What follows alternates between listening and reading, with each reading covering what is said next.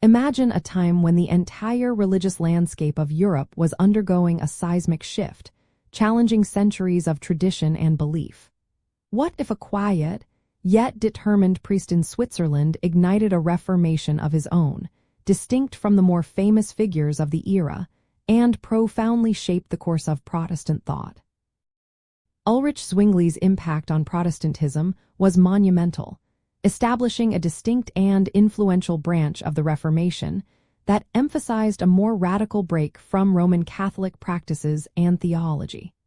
His reforms in Zurich became a blueprint for other Swiss cities, contributing significantly to the diversity and intellectual depth of early Protestantism. The core of Zwingli's influence stemmed from his insistence on scriptural literalism and his belief that anything not explicitly commanded in the Bible should be abolished.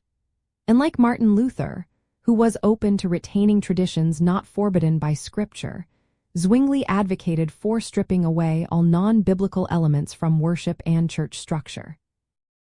This foundational principle led to disagreements with Luther on key doctrines, such as the nature of the Eucharist, where Zwingli viewed it as a symbolic commemoration rather than a literal presence of Christ.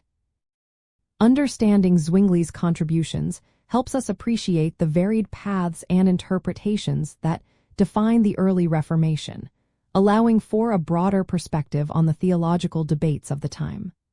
By examining his work, one can trace the origins of certain Reformed traditions and the emphasis on ethical living that became central to many Protestant communities.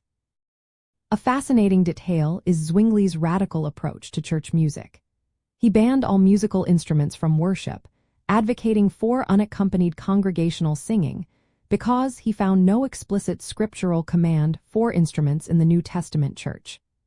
This stance highlights his uncompromising commitment to his literal interpretation of the Bible, influencing practices in Reformed churches for generations.